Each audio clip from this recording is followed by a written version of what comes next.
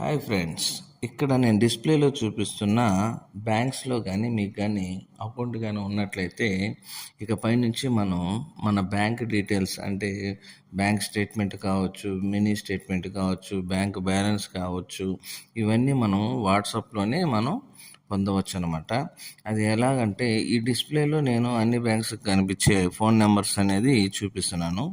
ఈ ఫోన్ నెంబర్ని మీరు మీ ఫోన్లో సేవ్ చేసుకొని వాట్సాప్లో హాయ్ అని సెండ్ చేస్తే వాళ్ళు రిజిస్టర్ అవ్వడానికి ఎస్ఎంఎస్ ద్వారా రిజిస్టర్ అవ్వాలన్నమాట. దానికి సంబంధించిన నెంబర్ సెండ్ చేస్తారు. ఫర్ ఎగ్జాంపుల్ మనకి ఎస్బీఐలో అకౌంట్ ఉందనుకుందాం.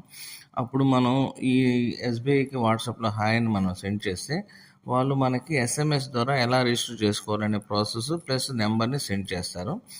ఆ నెంబర్కి మనం WAREG స్పేస్ ఇచ్చి మీ అకౌంట్ నెంబర్ని కానీ యాడ్ చేసి ఆ నెంబర్కి సెండ్ చేయగానే మీరు వాట్సాప్ బ్యాంకింగ్కి రిజిస్టర్ అవుతారు.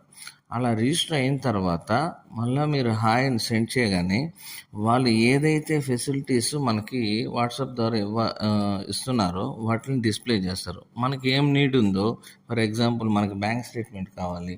సో బ్యాంక్ స్టేట్మెంట్ కోసం మనం రిక్వెస్ట్ ఇవ్వగానే ఇమీడియట్లీ వాళ్ళు మనకి ఎప్పటి నుంచి ఎప్పటిదాకా బ్యాంక్ స్టేట్మెంట్ కావాలి అనేది తీసుకొని అది వెంటనే మనకి వాట్సాప్లోనే సెండ్ చేస్తారు. మనం నెట్ బ్యాంకింగ్కి వెళ్ళి ఇలా డౌన్లోడ్ చేసుకొని, సో నెట్ బ్యాంకింగ్ ఇవన్నీ కూడా మనకి ఉపయోగమే. బట్ ఇంకా కస్టమర్కి దగ్గరగా ఉండాలని చెప్పేసి బ్యాంకింగ్ వారు వాట్సాప్ బ్యాంకింగ్ అని తీసుకొని వచ్చారు.